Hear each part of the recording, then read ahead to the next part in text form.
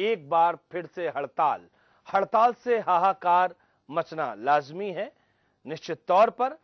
और एक बार फिर से हड़ताल जब मैं ये कह रहा हूं तो इसी सरकार के सामने पहले भी हड़ताल लगभग 13 दिनों तक चली थी और उसके बाद अदालत जब बीच में पड़ी तब जाके वो हड़ताल खत्म हुई थी। जरा सोचिए तो सही और आप लोग आकलन करिएगा, ये सरकारी कर्मचारी साल में कितने दिन काम करते हैं, कितने दिन हड़ताल करते हैं, कितने दिन छुट्टियां करते हैं और कितने दिन छुट्टियां ले लेते हैं और उसके बाद में तनख्वाह सरकार से पूरी लेते हैं, इसमें कभी कोई कमी नहीं करते हैं। फिलहाल चर्चा हम करेंगे हड़ताल से हाहाकार को लेकर।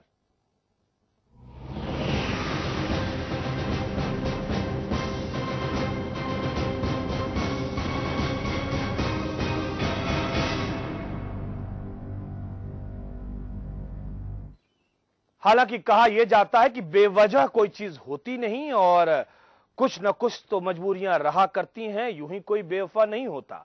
तो चलिए, जब ये हड़ताल की बात कर रहे हैं तो हम ये भी आपको बता देते हैं कि क्यों कर रहे हैं। 10 सूत्रीय मांगे हैं और इन मांगों को लेकर राज्य कर्मचारी संयुक्त परिषद, इनके सदस्य, इनके कर्मचारी जो इस संगठन से जुड़े हुए हैं, 2 दिवसीय हड़ताल फिलहाल कर रहे हैं। राज्य के 16 लाख कर्मचारी अपने मांगे ना माने जाने को लेकर नाराज हैं और इसके चलते परिषद समेत कई संगठनों ने हड़ताल की घोषणा की है। हड़ताल में स्वास्थ्य विभाग के कर्मचारियों के शामिल होने के कारण 2 घंटे तक मरीजों को खासी दिक्कतों का सामना करना पड़ा और इस दौरान ना तो मरीजों की जांच हो सकी और ना ही दवाएं मिली। हड़ताल के कारण राजधानी के लोहिया अस्पताल में भी मरीजों को दवा लेने के लिए घंटों इंतजार करना पड़ा और वहीं अस्पताल के निदेशक का यह कहना है कि हड़ताल के कारण मरीजों की जांच और दवा वितरण नहीं हो सका। अब जरा जो लफ्ज मैं बोल रहा हूं, जो तस्वीरें मैं दिखा रहा हूं, इनकी गंभीरता को आप समझिएगा और सोचिएगा, इन हजारों लोगों में से कुछ ऐसे होंगे जिनकी जान पर बन रही होगी, निश्चित तौर पर जिनके अपने परिजन कहीं फंसे होंगे। सोचिए कितनों की धड़कनें रुकी होंगी कि अब क्या होगा, अब क्या होगा। लेकिन बस अगर हड़ताल है तो हड़ताल है। यह महत्वपूर्ण है जानना कि आखिरकार इन हड़तालों का क्या मानवीय संवेदनाओं से कोई सरोकार होता है या नहीं, या जो राज्य कर्मचारी हड़ताल करते हैं उनकी अपनी संवेदनशीलता राज्य की जनता के प्रति होती है या नहीं। सवाल यह भी है कि आपके 12 महीने के वेतन आपको पूरे मिलते हैं और उसके बाद में अगर कोई मांग आपकी नहीं मानी जाती है तो क्या इसको लेकर कोई और रास्ता होता है हड़ताल से पहले, बजाय इसके कि आप सरकार से बात करें, इसके अलावा कोई और रास्ता है? और हड़ताल आप करते हैं तो सबसे बड़ी बात यह है कि जनता प्रभावित ना हो, सरकार प्रभावित हो, कोई ऐसा रास्ता निकाला जा सकता है? ये कई सवाल हैं जो आज इस वक्त उठ रहे हैं और इनका जवाब जानने की हम कोशिश करेंगे। ठंड का मौसम में ज्यादातर मरीज 9:30 पौने 10 ही आते हैं, तो बहुत 2, 4, 6, 8 मरीज को फर्क पड़ा है। आजकल ठंड की वजह से 12 बजे 11 बजे हम पेशेंट आते हैं, तो ये हड़ताल में फर्क जरूर पड़ा है पर ज्यादा नहीं पड़ा। जैसे दवाई वितरण बंद रहा, पैथोलॉजी की जांचें नहीं हो रही हैं और बाकी सब काम चल रहा है, पर्चे बन रहे हैं, कोई दिक्कत नहीं। अभी तो भीड़ शुरू होगी 10 बजे, तो ये लोग कह रहे हैं कि हम, ये तो प्रदेश व्यापी है, हमारे यहाँ तो है नहीं, सब जगह है, तो 1-2 दिन में ये लोग कह भी रहे हैं हम लोग खत्म कर देंगे। 10 सूत्री मांगों को लेकर के प्रदेश में आज कर्मचारी हड़ताल पर हैं। अस्पतालों के हाल ये हैं कि यहाँ पे मरीजों की लगातार लाइनें लगी हुई हैं, लेकिन सुबह 8 बजे से लेकर 10 बजे तक सभी काउंटर बंद रहे, जिसके कारण मरीजों को भी काफी परेशानियों का सामना करना पड़ा। जैसा कि आप देख सकते हैं, मरीजों की लाइन लगी हुई है और कर्मचारी अंदर खड़े हुए हैं। यहाँ पर अब ठीक 10 बजने वाला है और ये तत्काल अपनी कुर्सियों पर जा करके मरीजों को दवा वितरण करेंगे। यहाँ पे तमाम कर्मचारी आइए खुद हम इनसे बात करते हैं कि आखिर क्यों हड़ताल पर हैं ये और इससे खासतौर से आम जनता मरीजों को दिक्कतें हो रही। सर, क्यों हड़ताल पे हैं आप? हमारी हड़ताल जायज है और सारी मांगे सारे अधिकारियों को हर स्तर पर पहुंचा दिया गया है और इसी के तहत सेंट्रल बॉडी के आदेशानुसार यहाँ भी बंद किया गया और पूरा प्रदेश बंद चल रहा है। तो ये कितने दिन तक आप हड़ताल? अभी तो आज और कल की व्यवस्था है। इमरजेंसी सेवा होने के नाते 8 से 10 हम लोगों ने यहाँ पे बंद किया है। अब बाकी मरीज हित में 10 बजे से सारे लोगों को निपटा करके तब हम लोग भेजेंगे। तो ये आपने देखा कि यहाँ पर मरीजों की लाइनें लगी हुई हैं। अब कर्मचारी अपने अपने काउंटर संभाल लिए हैं, दवा वितरण होने लगा है। सभी कर्मचारी लगातार भारी संख्या में जो मरीज खड़े हैं उनको दवा वितरित कर रहे हैं। तो ये थे लखनऊ के हाल। लखनऊ लोहिया अस्पताल में हम इस समय मौजूद है, जहां पर आपने देखा हड़ताल का हाल। ये 2 दिवसीय हड़ताल, इससे मरीजों को खासी दिक्कतें हुई हैं। कैमरामैन सुरेंद्र के साथ मनीष श्रीवास्तव, के न्यूज, लखनऊ। तो ये नजारा हमने आपको दिखाया। लखनऊ का हमारे संवाददाता मनीष श्रीवास्तव ने आपको बताई। ये बात सुबह की है, जिस वक्त हड़ताल शुरू हुई थी। हमने देखा कि इस तरीके से पहले कामकाज रोका गया, बाहर भीड़ बहुत ज्यादा लग गई, दबाव बना और उसके बाद में दवाई वितरण का काम शुरू हुआ। कमोवेश ऐसी कुछ स्थितियां कन्नौज की अगर हम बात करें, कन्नौज में राज्य कर्मचारियों ने 7वें वेतन आयोग में कम वेतन बढ़ोतरी का विरोध जताते हुए कन्नौज जिले की तीनों तहसील क्षेत्रों में प्रांतीय संगठन के आह्वान पर कलमबंद हड़ताल शुरू की है। इससे पहले भी पिछले साल इन लोगों ने अपनी मांगों को लेकर हड़ताल की थी, लेकिन कुछ भी सुनवाई ना होने के कारण राज्य सरकार को ये लोग दोषी मान रहे हैं और अगर इनकी ये मांगे इस बार भी पूरी नहीं हुई तो राज्य सरकार के खिलाफ मोर्चा खोलते हुए अनिश्चितकालीन हड़ताल करेंगे।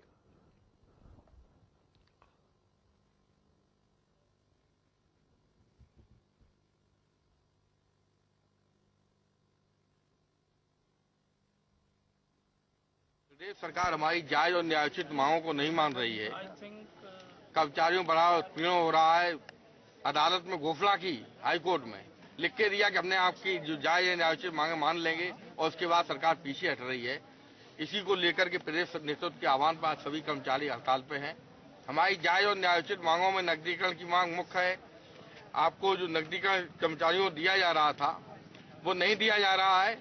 72 जो केंद्र की बराबर थे, जो समझौते हुए थे केंद्र की और प्रांत के कर्मचारियों के साथ में, उन भत्तों पर भी कोई विचार नहीं किया जा रहा।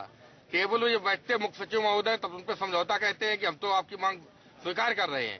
जब शासनादेश की नौबत आती है तो सरकार पीछे हट जाती है। 23 फरवरी से हम लोग अनिश्चितकालीन पे हड़ताल पे चले जाएंगे। ये जिस तरीके से मांगे कर रहे हैं, ठीक है, हम इनकी मांगों से सरोकार रखते हैं, इनकी दिक्कतों से हम वाकिफ भी होना चाहेंगे, लेकिन जरा एक सवाल हम अपने आप से भी करें और ये कर्मचारी भी अपने आप से कि जब ये काम करते हैं तो क्या वाकई ये 100% गुणवत्ता परक सेवा देते हैं जनता को या नहीं। और ये सवाल हम निश्चित तौर पर हम चर्चा में आगे बढ़ें उससे पहले ये सवाल सीधे तौर पर भूपेश अवस्थी जी से हम करेंगे। कार्यकारी प्रदेश अध्यक्ष राज्य कर्मचारी संघ के हमारे पास में है। अवस्थी जी, स्वागत है आपका। चर्चा की शुरुआत करें, लेकिन उससे पहले हम जवाब सीधे सीधे आपसे लेना चाहेंगे। जो ये सवाल मैंने किया है, जब आप काम पर होते हैं, आपके कर्मचारी काम पर होते हैं, क्या 100% गुणवत्ता परक सेवा आप देते हैं? जनता आपके कार्यों से खुश रहती है या जनता काउंटर छोड़ने के बाद में आपको गाली देती है? सीधा सीधा सवाल है, क्योंकि चर्चा में हम आगे बढ़ेंगे, आपके दुख तकलीफ भी हम शेयर करेंगे। बिल्कुल, हम पूरी कोशिश करते हैं। एक कोशिश नहीं, आप अपने दिल पे हाथ रख के बताइएगा, जब आप काम करते हैं तो क्या जनता आपसे 100% खुश रहती है? 90% कर देते हैं। चलिए, जनता के खुशी और ना खुशी के का प्रश्न तो सरकार की नीतियों पर है। सरकार जो अरे नीतियां भाई, बनाती है, काउंटर पे आप बैठते हैं, डिलीवरी आप करते हैं सेवाओं की, सरकार नहीं करती है। मुख्यमंत्री अखिलेश यादव नहीं आते हैं डिलीवरी करने के लिए, आप करते हैं। मैंने सीधा सवाल किया, जब आप काम करते हैं क्या कभी इस बात को लेकर आपने चिंतित हुए हैं कि आप जो काम करते हैं वो बेहतरीन तरीके से जनता खुश हो जाए आपके राज्य कर्मचारियों के कामों से? बिल्कुल बिल्कुल, हम पूरी तरह से इस बात के लिए आश्वस्त हैं कि जो काम हम करते हैं वो पूरी तरह से जनता के हित में करते हैं और जनता को खुश होना चाहिए। चलिए, इसलिए आप ये कहते हैं कि जनता के लिए काम करते हैं और जनता को खुश होना चाहिए। ये तो कैमरा है, कैमरा सब कुछ पकड़ता है। हम जो बोल रहे हैं वो भी समझ रहे हैं दर्शक, और आप जो बोल रहे हैं आपके चेहरे की भाव भंगिमा को भी दर्शक जरूर पढ़ते हैं और समझने की कोशिश भी करते हैं। हमारे साथ में इस समय हमारे संवाददाता मनीष श्रीवास्तव मौजूद है, जिन्होंने पूरे दिन आज इस हड़ताल को देखा, समझा और जाना, कर्मचारियों के दुख दर्द को भी समझा और जनता क्या कहती है उसको भी इन्होंने समझा है। मनीष श्रीवास्तव अभी हमारे साथ में भूपेश अवस्थी, कार्यकारी प्रदेश अध्यक्ष राज्य कर्मचारी संघ के मौजूद हैं, और हमने एक छोटा सवाल किया, वो ये कि जिस तरीके से ये लोग हड़ताल कर रहे हैं, क्या जब ये काम करते हैं जनता इनकी गुणवत्ता परक सेवा से 100% खुश होती है? क्या ये 100% अपना काम देते हैं, 100% ये सेवा करते हैं? पहला सवाल ये हमारा आपसे, क्योंकि आप लोगों से मिलते रहते हैं लगातार। मनीष जी जी, देखिए मनीष, आपको साफ कर दें कि जैसा आपने खुद अभी नेता से पूछा कि दिल पे हाथ रख के बताएं कि वो क्या जब अपनी जॉब करते हैं, अपनी जो नौकरी करते हैं, उस समय क्या वो 100% अपना देते हैं, ये बेहतर तरीके से कर्मचारी ही बता सकते हैं। मैंने स्वास्थ्य विभाग को बहुत करीब से कवर किया है मनीष। आपको मैं बता दूं कि जो कर्मचारी हैं, आज मैंने लोहिया अस्पताल का दौरा जब किया, जब सुबह हड़ताल का समय था, वहां पर कर्मचारी, चूंकि एक जो 2 घंटे का कार्य बहिष्कार की उन्होंने बात कही थी, लेकिन कहीं ना कहीं कई पदाधिकारी ऐसे हैं स्वास्थ्य विभाग के अंदर जो सिर्फ अपनी नेतागिरी चमकाने के लिए धरना स्थल पे पहुंच जाते हैं। जो भी रैलियां होती हैं उनमें भागीदारी लेते हैं बढ़ चढ़कर, लेकिन जब उनसे अगर काम की हम बात कर लें, अगर हम लगा के उनके सुबह से शाम तक उनके पूरे कार्य का विवरण अगर हम लें, तो शायद वो अपने जिसकी तनख्वाह वो ले रहे हैं, 60-70 हजार रुपए फार्मासिस्ट की तनख्वाह इस समय, अगर हम बात कर लें तो शायद वो 2 घंटे बहुत ही उससे करते हैं तल्लीनता से अपना काम। बाकी समय सिर्फ वो अपनी नेतागिरी चमकाने में रहते हैं। इसमें कोई शक नहीं है मनीष, इसमें कहने में कोई गुरेज नहीं है। जितने भी पदाधिकारी हैं वो सिर्फ कहीं ना कहीं राजनीति के आला अधिकारियों के चक्कर काटते मिलेंगे आपको। नेताओं के अपने गुलदस्ता लेके पहुंच जाएंगे, जैसी मनीष, पदभार ग्रहण आपको करते मैं हैं रोकना सारा चाहता नेता। हूं। मैं इनके दुख दर्द को भी शेयर करूंगा, मुझे कोई दिक्कत नहीं है कि कोई मैं पूर्वाग्रह लेकर बैठा हूं उस चर्चा में, बिल्कुल भी नहीं।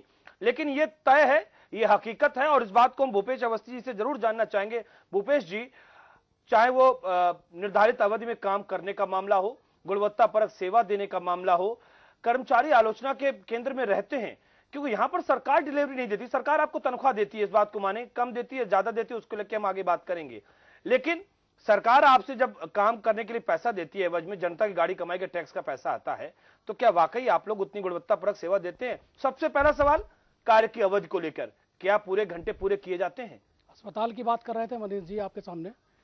पूरे अस्पताल में जो वर्किंग आवर्स हैं, उन पूरी अवधि में फार्मासिस्ट ही दवा बांटता है, कोई और दूसरा वहाँ पर दवा नहीं बांटता है। और जब सीधे सीधे जनता से जुड़ा ये प्रश्न है, जनता वहाँ पर आती है दवा लेने के लिए, अगर उनको कठिनाई होगी तो जनता खुद शिकायत करेगी। लेकिन मैं समझता हूँ कि इस अस्पताल में इस बात की शिकायत नहीं मिलती कि फार्मासिस्ट वहाँ मौजूद नहीं था, उसने दवा नहीं दी। फार्मासिस्ट की संख्या कितनी है, कितने सारे अस्पतालों में फार्मासिस्ट काम कर रहे हैं, क्या काम करना चाहिए, ये सब हम भलीभांत जानते हैं। लेकिन इसके बावजूद हमारी दिक्कतें ये हैं कि जितने कर्मचारी होने चाहिए उसके आधे कर्मचारी भी नहीं है। उन सारे लोगों का काम, आधे से अधिक कर्मचारियों का काम एक कर्मचारी करता है। इस बात को भी देखना चाहिए कि अगर मान लीजिए वो फार्मासिस्ट एक जगह पर तैनात है, उसको दवा देनी है, तो ये कैसे संभव होगी 4 जगह जाकर काम करेगा वो? नकदीकरण को लेकर बात हो रही है, पैसे को लेकर बात हो रही है, वेतनमान को लेकर बात हो रही है। क्या इससे पहले हमारे बैकलॉग, मतलब जो नियुक्तियां हैं वो हों, इसको लेकर क्या आपने बहुत बड़े कोई आंदोलन चलाया कि नहीं, हम अब काम नहीं कर सकते हैं, 6 लोग की जगह यहाँ पे 3 ही लोग हैं, 3 लोगों को भर्ती किया जाए, तब तक हम काम नहीं करेंगे? इसको लेकर क्या कुछ हुआ है? हम एक छोटा सा ब्रेक ले रहे हैं और ब्रेक के बाद में हम चर्चा की शुरुआत करेंगे कि कर्मचारियों की दिक्कतें क्या हैं, कितनी वाजिब है और कितनी गैर वाजिब है। सरकार के समक्ष हड़ताल करने के अलावा कोई दूसरा विकल्प था जिससे ये बातें हल की जा सकती थी? राज्य सरकार के जितने भी विभाग हैं और उन विभागों के जो कर्मचारी हैं, यानी कि राज्य सरकार के जो कर्मचारी हैं, वो हड़ताल पर हैं। और हड़ताल पर क्यों हैं, क्या दिक्कतें हैं, क्या तकलीफें हैं, हम एक बार ये जरूर जानना चाहेंगे। भूपेश अवस्थी जी, क्या बहुत ज्यादा दिक्कतें हैं, तकलीफें हैं? घर नहीं चल पा रहा है क्या, हम ये माने? बच्चे पढ़ाई नहीं कर पा रहे हैं क्या? घर में राशन नहीं आ पा रहा है क्या? हमारा बहुत ज्यादा तकलीफें आ गई। हमारा सिर्फ ये कहना है कि राज्य सरकार जब हमको सेवा के लिए, हम राज्य सरकार की सेवा के लिए जाते हैं जी, तो सरकार हमारी ये सीमाएं तय कर दे। ये तय कर दे कि भाई आपको इन शर्तों पर काम करना है। अगर हम उन शर्तों हमें स्वीकार होंगी तो हम सेवा ज्वाइन करेंगे, अन्यथा नहीं करेंगे। सरकार ये कहती है कि आपको इन शर्तों पर काम करना है, और उसके बाद सरकार उन्हीं से at the time of joining आप चाहते हैं कि हम जब ज्वाइन कर रहे हैं या जो आगे लोग आ रहे हैं, ऐसा कहना चाह रहे हैं आप? बिल्कुल कहना चाह रहे हैं कि जब सरकार ये कहती है कि भाई ये सुविधाएं आपको मिलेंगी, हम आपको ये वेतन देंगे, हम केंद्र के समान आपको वेतन देंगे, सरकार कहती है। सर, हमारा समझौता भी है, 1986 में हमारा उत्तर प्रदेश सरकार से समझौता है कि केंद्र के बराबर वेतन और भत्ते दिए जाएंगे। 6ठे वेतन आयोग की रिपोर्ट के बाद 3 भत्ते, आवास भत्ता, नगर भत्ता, शिक्षा भत्ता, हमको नहीं दिया गया। ये तीनों भत्ते हम बराबर 5 वर्ष से मांग कर रहे हैं। नकदीकरण की सुविधा हमको मिलती थी, समाप्त कर दी गई सरकार की ओर से। पुरानी पेंशन व्यवस्था समाप्त कर दी गई, नई पेंशन व्यवस्था लागू कर दी गई 2005 के बाद। हमारा सिर्फ ये कहना है कि हमने पिछली बार भी इस बात को उठाया था, इस देश में अखिल भारतीय सेवाओं के अधिकारी, IPS अधिकारी, IAS अधिकारी, इस देश का सांसद और इस देश का विधायक जो बात करता है कि हम जनता की सेवा करते हैं, वो पुरानी पेंशन का लाभ ले रहा है। उसके लिए पुरानी पेंशन है, सरकार उनको पुरानी पेंशन दे रही। हम 60 वर्ष तक सरकार की सेवा करते हैं और हमारे लिए नई पेंशन स्कीम लागू कर दी गई। हमसे कहा जा रहा है आप पेंशन के लिए कंट्रीब्यूशन दीजिए, हमारे वेतन से 10% काटकर कंट्रीब्यूटरी पेंशन की व्यवस्था की गई। ये कहाँ का न्याय है? हम उनसे पूछते हैं, खाली हमने तो कहा, पिछली बार हमने जब प्रधानमंत्री को ज्ञापन दिया, लखनऊ से दिल्ली तक हमने रैली निकाली, 40 सांसदों ने हमारे पक्ष में लिख कर दिया कि भाई इनको पुरानी पेंशन व्यवस्था मिलनी चाहिए। हमने वहां पर मांग की, हमने कहा अगर इस देश का IAS IPS अधिकारी, इस देश में सांसद विधायक जो चुनकर जाते हैं, वो पुरानी पेंशन व्यवस्था समाप्त करके नई पेंशन व्यवस्था का विकल्प ले ले तो हमें भी कोई आपत्ति नहीं है, हम भी इस बात के लिए तैयार हैं। लेकिन ये बात नहीं चलेगी कि नाइंसाफी है ये कहीं ना कहीं सरकार पूरी तरह से पक्षपातपूर्ण काम कर रही है।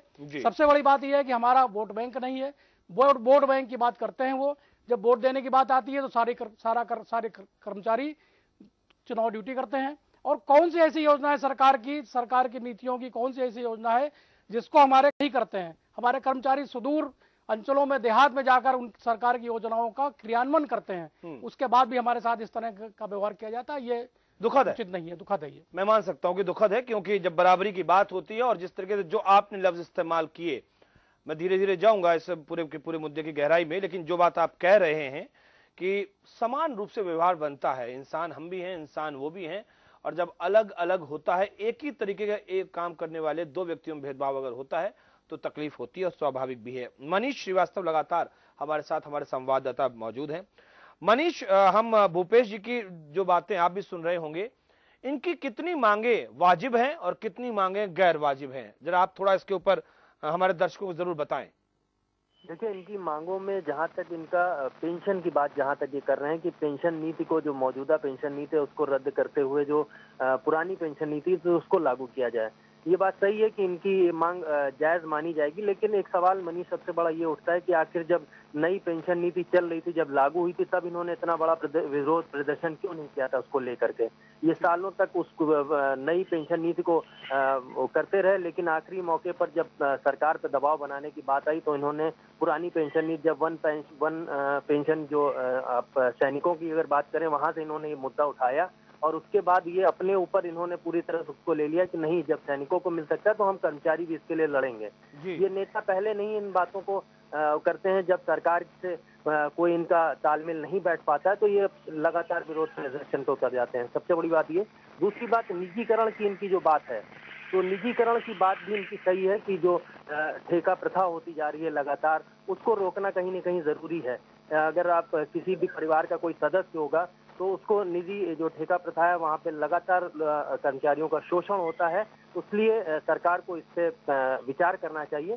तीसरी बात इनकी जो मांग है वो है केंद्र सरकार के बराबर भत्ते की मांग है, लगातार उनकी मांग है। लेकिन हम मनीष एक चीज और कहेंगे, केंद्र सरकार के कर्मचारियों की कार्यशैली आप देख लीजिए और स्टेट लेवल के कर्मचारियों की कार्यशैली आप देखिए, आपको साफ अंतर दिखाई देगा कि सेंट्रल के जो कर्मचारी होते हैं उनका पूरा डिवोशन होता है, वो भी अपनी जो लाइफ है वो लाइफ स्टाइल में परिवर्तन करते हैं, लेकिन वो कहीं ना कहीं जो सरकार की, जो केंद्र सरकार की नीतियां होती हैं पूरी लगन के साथ काम करते हैं। लेकिन स्टेट में आप जाइए तो आधे से अधिक, मैं आधा तो नहीं कहूंगा, हाँ 30% कर्मचारी ऐसे हैं जो मौज मस्ती के लिए सिर्फ सरकारी नौकरी कर रहे हैं। सरकारी नौकरी का जैसे ही उनके ऊपर ठप्पा लग जाता है वो कहीं ना कहीं मौज मस्ती करने लगते हैं, उनको लगता है हम तो सरकारी दामाद बन गए हैं। यही एक सबसे बड़ी एक सवाल ये उठता है कि सरकारी दामाद का जो एक मनोभाव है, जो एक मनोस्थिति होती है, ये कर्मचारियों को काम ना करने के लिए भी प्रेरित करती है। और साथ में जो नेता है, इनके कर्मचारियों के नेता है, उनकी नेतागिरी, अपनी नेतागिरी को चमकाने के लिए वो जो बेचारे नए कर्मचारी आते हैं, जो डेली वेजेस वाले होते हैं, जो संविदा वाले होते हैं, उनका शोषण भी करते हैं। इसमें कोई गुरेज नहीं है मुझे कहने में। मैंने कर्मचारियों की वो दर्द भी देखे हैं, लेकिन नेताओं की वो जब अपना फायदा देखते हैं तो वो उनको आगे बढ़ चढ़ के। मनीष, आप हमारे साथ बने रहिए, आपने जितने भी बिंदु उठाए हैं और इसीलिए हमने आपसे बात करना जरूरी भी समझा, क्योंकि आपने दिन भर कर्मचारियों के बीच बिताया है और हम चाहेंगे कि इन बिंदुओं को हम अपनी इस चर्चा में शामिल करें। भूपेश जी, जो कुछ हमारे संवाददाता मनीष ने कहा, इस पर हम जरूर आपसे आपका जवाब चाहेंगे, लेकिन उससे पहले हम जानना चाहेंगे, अमित पुरी हमारे साथ में लखनऊ से मौजूद हैं, भारतीय जनता पार्टी के नेता हैं, और इनसे हम एक रिएक्शन जान लेते हैं कि आज जो स्थिति इस समय राज्य में बन रही है, इसमें कर्मचारियों का दोष है, सरकार का दोष है, या दोष किसी का नहीं है, ये कहीं ना कहीं भ्रामक नेतृत्व है जो कर्मचारियों को बरगला रहा है। हम ये बात जानना जरूर चाहेंगे। अमित पुरी साहब, अगर आपको हमारी आवाज मिल रही हो स्वागत है आपका के न्यूज पर। हम आपसे जानना चाहेंगे आज जो स्थिति बनी हुई है बिल्कुल राज्य में, आप हमें बताएं। नमस्कार। नमस्कार।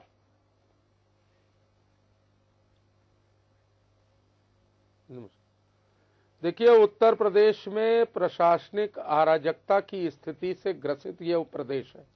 इसमें कार्य संस्कृति के नाम पर हल्ला बोल की संस्कृति राजनीतिक सत्ता केंद्र से शुरू होकर के धीरे धीरे वो सचिवालय के अंतरावास के अंदर प्रवेश कर गई है। और इसमें किसी एक पिन पॉइंट रीजन को आप ये कहें कि नहीं साहब ये मांग जेन्युइन नहीं है या मांग जेन्युइन है, उसके इम्प्लीमेंटेशन में जियो नहीं हुआ। पूरे उत्तर प्रदेश का वर्क कल्चर ही खत्म हो गया है। यहाँ पर केवल और केवल तबादला उद्योग उत्तर प्रदेश के अंदर है और उस तबादला उद्योग के अंदर परिवार और परिवार के हितों के साधन को केंद्र बिंदु मान करके जिस तरह किया जा रहा है, पूरी सरकार एडॉगिज्म के कंसेप्ट पे चल रही है। और मैं इस बात को इसलिए नहीं कह रहा कि मैं भारतीय जनता पार्टी का प्रतिनिधि हूं, स्वयं सत्तारूढ़ पार्टी के जो मुख्य प्रदेश की सरकार उचित कामकाज नहीं कर रही। अभी डायल 100 की सेवा को शुरू करते समय मुख्यमंत्री ने 4 साल पूरे होते होते यह स्वीकार करना शुरू कर दिया है कि उत्तर प्रदेश की सरकार के काम के बारे में परसेप्शन अच्छा नहीं बना है। ये मैं नहीं कह रहा हूं, ये श्री अखिलेश यादव जी का स्वयं की स्वीकारोक्ति है। अब किस फीडबैक पे यह स्वीकारोक्ति मुख्यमंत्री ने की है, ये मुख्यमंत्री ही बेहतर जान सकते हैं। और ऐसी परिस्थिति में अगर उत्तर प्रदेश के कर्मचारी ये कहें कि जो समझौता 1983 से चल रहा है उसको मुख्य सचिव के स्तर पर वार्ताओं के दौरान जियो जारी होने के कारण लंबित है और आज हमको कलमबद्ध हड़ताल करनी पड़ रही है, फिर वो भले ही स्वास्थ्य सेवाओं में 2 घंटे के लिए हो या बाकी जगह पे और ज्यादा समय के लिए हो, लेकिन निश्चित रूप से उत्तर प्रदेश में ये बात भी तो लोगों को विचार करनी चाहिए कि कर्मचारियों के परिवार भी तो कई जनता के बीच से हैं। आज अगर समाजवादी पेंशन योजना के लिए कोई आदमी जाता है और उसे दफ्तरों में काम होता हुआ नहीं दिखता तो सरकार के बारे में क्या रिफ्लेक्शन निकलेगा, इस बारे में भी तो सरकार को गंभीरता से विचार करना चाहिए। आपका आरोप सीधे तौर पर सत्ताधारी दल को लेकर है, पार्टी को लेकर है, सरकार को लेकर है। हम जरूर इस बात को लेकर, समाजवादी पार्टी से हमारे साथ में संजीव मिश्रा जी मौजूद हैं, हम उनके पास जाएंगे और क्या वो इन आरोपों से इत्तेफाक रखते हैं। और वैसे कर्मचारियों के दर्द की जो बात आप कर रहे हैं अमित पुरी साहब, हमारे संवाददाता मनीष श्रीवास्तव ने साफ तौर पर बताया कि आखिरकार कहां पर ये गलत है और कहां पर ये थोड़े ठीक हैं। तो एकदम राम राज्य के वाहक हों ये सरकारी कर्मचारी, ये भी हम नहीं कह सकते, और इसलिए हर तरीके से इनकी मांग का समर्थन किया जाए ये भी हम नहीं कह सकते। लेकिन जानने की कोशिश हम करेंगे जरूर कि आखिरकार कहां पर इनका समर्थन किया जाए और कहां पर इनको खुद ही सचेत किया जाए। और बात हम कर रहे हैं हड़ताल को लेकर जो हाहाकार मचा हुआ, कितनी वाजिब और कितनी गैर वाजिब है मांगे, कितना इनके दुख दर्द का समर्थन किया जाए और कितनी जगहों पर इन कर्मचारियों को सचेत किया को लेकर हम बात लगातार कर रहे हैं। हमारे साथ हमारे संवाददाता मनीष श्रीवास्तव भी मौजूद हैं, भूपेश अवस्थी जी भी मौजूद हैं। और ब्रेक पर जाने से पहले जो बातें अमित पुरी जी ने कही, प्रशासनिक अराजकता और प्रशासनिक अक्षमता की बात सीधे सरकार के ऊपर तोहमत मढ़ी है, और ये कहते हुए कि ये बात तो खुद मुख्यमंत्री और सुप्रीमो समाजवादी पार्टी के मुलायम सिंह यादव कह रहे हैं। संजीव मिश्रा जी हमारे साथ में मौजूद है। संजीव मिश्रा जी, जो कुछ आज हाल है उत्तर प्रदेश में ये आपकी प्रशासनिक अक्षमता की वजह से है, ये बात साफ तौर पर अमित पुरी जी कह रहे हैं। क्या जवाब इनको देना चाहेंगे और उसके बाद इन कर्मचारियों के दुख दर्द को आप किस तरीके से देखते हैं, कितनी वाजिब और कितनी गैर वाजिब मांगे इनकी हैं? कर रहा हूं। देखिए मनीष जी, भारतीय जनता पार्टी के पास मुद्दे नहीं है। 2017 के चुनाव में इनके पास जिस तरीके से मुद्दे नहीं है, अभी तो हर चीज पर समाजवादी पार्टी को दोषी करार देने में लगे हैं। उत्तर प्रदेश में जिस तरीके से विकास समाजवादी पार्टी ने किया है, भारतीय जनता पार्टी के पास मुद्दे नहीं रह गए। वही हालत है कि केंद्र सरकार ने अपने चुनावी वादों को पूरा नहीं किया और समाजवादी पार्टी ने ज्यादातर चुनावी वादों को पूरा किया, और उसके साथ बहुत सी ऐसी चीजें हैं जो जनता से जुड़ी हुई थी उनको भी करने का काम किया। कहाँ एक तरफ स्वास्थ्य सेवाओं में कितना बड़ा परिवर्तन हो गया, किस तरीके से एम्बुलेंस चल रही है, किस तरीके से पुलिस विभाग में गाड़ियों को लगाया गया है, किस तरीके से 100 नंबर जिनकी बात कर रहे थे अमित पुरी जी, 100 नंबर को डायल करने के लिए पूरे उत्तर प्रदेश में 100 नंबर की व्यवस्था की जा रही है। एक तरीके से देखा जाए तो सरकार जब कोई काम करती है तो विपक्ष को बहुत समय पे ऐसा होना चाहिए कि राजनीतिक प्रतिबद्धता से ऊपर उठ करके सहयोग करना काम कर रहे हैं संजीव मिश्रा जी। भारतीय जनता पार्टी के पास संजीव मिश्रा जी, चलिए इन आरोपों को छोड़ देते हैं। इन आरोपों को छोड़ देते हैं। तरीके से आपकी सरकार विकास का काम कर रही है, विकास की गंगा बहा रही है और चारों तरफ बहुत तरक्की, बहुत खुशहाली है। मान ली आपकी बात को और हम बहुत दिल से आपकी तारीफ करते हैं, इसमें कोई शक नहीं। लेकिन भूपेश अवस्थी जी हमारे साथ मौजूद हैं और ब्रेक के दरमियान इनसे हमने कुछ बातें की। इन्होंने कुछ बातों का समर्थन भी किया हमारी, लेकिन इन्होंने कहा कि जनाब आप ये बताइए कि हमारा बॉस जो है अगर ऑफिस के अंदर 12 बजे कदम रखेगा तो हम क्या करेंगे। वो इसलिए 12 बजे कदम रखता है क्योंकि उसके कनेक्शन है और उसका कोई कुछ कर नहीं पाता, वो जब आए जब जाए, उसके ऊपर कोई जवाबदेही नहीं है, ये इन्होंने कहा। इन्होंने हमसे ये भी कहा कि आप सेंट्रल गवर्नमेंट के जो ऑफिस हैं उनके संसाधन देख लीजिए और हमारे ऑफिस के संसाधन देख लीजिए। बिजली नहीं आती है, भूपेश अवस्थी जी कह रहे हैं हमारे कार्यालय में कंप्यूटर है नहीं, है तो चलते नहीं है, और अगर चलते हैं तो 15 दिन पड़े रहते हैं और 15 दिन काम करते हैं। भूपेश अवस्थी जी कह रहे हैं, मैं नहीं कह रहा हूं इन बातों को। आप विकास की गंगा तो बहा रहे हैं, बहुत अच्छी अच्छी बातें हो रही हैं, लेकिन जो बेसिक इंफ्रास्ट्रक्चर है वो आप उपलब्ध नहीं करवा पा रहे हैं इस उत्तर प्रदेश में। क्या कहेंगे आप?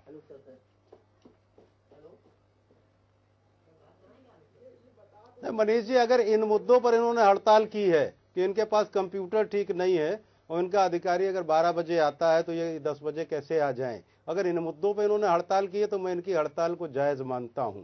लेकिन हड़ताल करने से पहले कर्मचारियों को यह जरूर सोचना चाहिए कि मानवीय संवेदनाओं को बहुत जरूरी है देखना। अगर मानवीय संवेदनाएं आहत हो रही हैं तो निश्चित रूप से इनको हड़ताल करने से पहले इस स्थितियों को जरूर देखना चाहिए।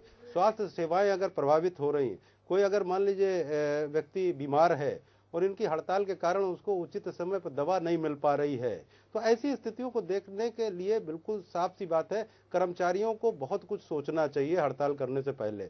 जहां तक उत्तर प्रदेश की बात है तो उत्तर प्रदेश में समाजवादी पार्टी की वो सरकार है जो सबको साथ लेके चलती है। कर्मचारियों की जो भी जायज मांगे होंगी वो मांगे कभी भी ऐसा नहीं है कि उत्तर प्रदेश की सरकार ने आप सत्ताधारी दल से जुड़े हुए हैं, भूपेश अवस्थी जी हमारे साथ में। भूपेश अवस्थी जी, आप सीधे डायलॉग कर सकते हैं, इनको करा लिया जाए तो ये थोड़ा सा मुश्किल होता है। संजीव मिश्रा जी, भूपेश अवस्थी जी खुद सवाल करना चाहते हैं, आप बताइए क्या आपकी तकलीफ है? जी जी जी ने ये अपने घोषणा पत्र में ये वादा किया था कि हम कर्मचारियों की बात को रखेंगे, उनकी समस्याओं का समाधान करेंगे। उत्तर प्रदेश सरकार ने कौन सी हमारी समस्याओं का समाधान कर दिया है? एक बात। दूसरी बात ये बताइए कि हमने 23 जुलाई को लखनऊ में एक महारैली की, मुख्य सचिव ने हमें वार्ता के लिए बुलाया और उन्होंने कहा कि, तो हमने एक बात रखी, हमने कहा मुख्यमंत्री जी हमसे वार्ता करें, हम इन सारी मांगों को अलग करके हम उनसे वार्ता करने के लिए तैयार हैं। लेकिन मुख्यमंत्री जी हमारे सामने आए, उस समय हमसे वादा किया गया कि आप रैली मत निकालिए, रैली को आप स्टार्ट कर दीजिए, हम मुख्यमंत्री जी से वार्ता कराएंगे। लेकिन 23 जुलाई से आज ये दिसंबर आ गया, अब तक उनको किसी कर्मचारी संगठन से वार्ता के लिए समय नहीं है। ये प्रदेश के मुख्यमंत्री की स्थिति मैं आपको बता रहा हूँ। दूसरी बात, हमने नवंबर 13 में हड़ताल की। नवंबर 13 में उच्च न्यायालय ने हमारी हड़ताल पर हस्तक्षेप किया। उन्होंने बात रखी है कि आप सरकारी और चिकित्सा सेवाओं को बाधित मत करिए, उत्तर प्रदेश सरकार आपकी बात सुनेगी। उत्तर प्रदेश सरकार को निर्देशित किया गया कि आप इनकी बात सुनिए और उत्तर प्रदेश सरकार को यह निर्देशित किया गया कि कम से कम जो 4 मांगे आप पूरी कर सकते हैं उनको अपनी तरफ से बताइए कौन सी 4 मांगे पूरी कर सकते हैं। प्रमुख सचिव कार्मिक ने उन 4 मांगों पर टिक किया, उनसे कहा ये 4 मांगे पूरी कर दी जाएंगी। लेकिन दुर्भाग्यपूर्ण स्थिति ये है मिश्रा जी कि अब तक उन मांगों पर भी कार्रवाई नहीं हुई है। अब बताइए हम कैसे सरकार की बात पर भरोसा करें? हमने 23 जुलाई को अल्टीमेटम दिया था, जो कार्यक्रम हमने 23 जुलाई की रैली में घोषित किए थे वही कार्यक्रम आज किए जा रहे हैं। हमने 14-15 दिसंबर की हड़ताल, कलमबंद हड़ताल की घोषणा की थी। 14-15 दिसंबर को आपकी आचार संहिता थी, इसलिए हमने उसको बढ़ाकर 22-23 दिसंबर किया। हम सरकारी सेवाओं को, हमने चिकित्सा सेवाओं को हमने 2 घंटे के लिए बाधित किया है, मात्र 2 घंटे के लिए। और अभी भी समय है, 23 फरवरी से हमारी अनिश्चितकालीन हड़ताल होने जा रही है। सरकार के पास 2 महीने का संजीव मिश्रा जी कार्यकारी प्रदेश अध्यक्ष हैं ये, और इनकी बात वजन रखती है जब ये बातें कह रहे हैं। सरकार के ऊपर सीधे सीधे वादा खिलाफी की बात कर रहे हैं। सरकार वो होती है जो अपने वचन से, अपने कॉल से बंधी रहती है। सरकार वो होती है जिसका कहा हुआ कोई मेट नहीं सकता है, और यहां पर तो सरकार ही अपनी बात से मुकर रही है, जैसा कि ये कह रहे हैं। अब आगे आप भी बताएंगे हमें, संजीव मिश्रा जी। नहीं मनीष जी, अध्यक्ष जी ने 2 तरीके की बातें कही हैं। एक तो मुख्य सचिव से जब इनकी बात हो रही थी, मुख्य सचिव से बात होने में क्या परिणाम निकले, और अगर ये मुख्यमंत्री जी से ही मिलना चाहते हैं तो मैं तो समझता हूं कि अगर ये स्वयं समय ले लेते तो इनको खुद समय मिल जाता। उत्तर प्रदेश के मुख्यमंत्री तो 200-250-500 आदमियों से तो रोज मिलते हैं, ऐसे समय में अध्यक्ष जी तो प्रदेश के कार्यवाहक अध्यक्ष हैं, अगर ये चाहते और इनको टाइम न मिलता और अगर इनको समय नहीं मिला है तो ये मुझसे संपर्क कर लेंगे। मैं इनको आश्वासन देता हूँ आपके चैनल पे कि माननीय मुख्यमंत्री जी से मिलाने का काम मैं करूंगा। अब इनके पास जो भी इनकी डिमांड्स, हमारी अपनी सीमाएं हैं, हम जो भी वार्ता करते हैं किस तरीके से मिलना चाहते हैं मुख्यमंत्री जी से? हमारी सारी मांग पत्र हमारा मुख्य सचिव के माध्यम से जाता है। हम सरकारी सेवक हैं, हम सीधे मुख्यमंत्री जी का तो दरबार खुला, हम जाके दरबार में हाजिर थोड़ी लगाएंगे। हमको तो अगर वो बुलाएंगे, वार्ता के लिए आमंत्रित करेंगे तो हम जाएंगे। मुख्य सचिव ने हमसे वादा किया, हम नहीं चाहते मुख्यमंत्री से मिलना, लेकिन हमारी मांगों पर कार्रवाई तो हो। जब वो कार्रवाई नहीं करना चाहते हैं, मुख्य सचिव वादा करते हैं, उसके बाद भी कार्रवाई नहीं होती है, तो हमारे सामने कोई विकल्प नहीं है। और हमने बताया, अब पिछली बार मैं आपको दिखाऊंगा, कभी आप बैठिएगा तो दिखाऊंगा कि किस तरह से सरकार ने हमसे लिख कर दिया है। हर 2 माह में वार्ता होती है, लिख कर देती है आपकी सारी मांगों पर कार्रवाई की जाएगी। पिछले 10 सालों के कार्यपत्र हमने सरकार को दिए और उनसे कहा कि इन सारे हमारी सारी मांगे वही हैं, कोई नई मांग हमने नहीं जोड़ी। हमने कहा कि ये सारी मांगे हैं, सरकार लिख कर दे चुकी है कि आपकी मांगों पर 1 माह के अंदर कार्रवाई कर दी जाएगी, 2 माह में कार्रवाई कर दी जाएगी। उसके बाद भी अब तक कोई कार्रवाई नहीं हुई, तो हमारे सामने इसके अलावा कोई विकल्प नहीं है। हमने अभी फिर कहा, हमने नवंबर 13 में हड़ताल की थी, उसके पहले हमने लखनऊ से दिल्ली तक रैली निकाली। और एक बात और आपके संज्ञान में होगी मिश्रा जी, जिस समय हमने रैली निकाली थी पेंशन के मुद्दे पर, उस समय सरकार के 2 मंत्रियों ने आकर झंडी दिखाई थी और ये कहा था कि अगर ये मुद्दा आप उठा रहे हैं तो हम इस पर कार्रवाई करेंगे। लेकिन अब फिर वही बात आती है कि पूरी तरह से वादा खिलाफी हमारे साथ की जा रही है।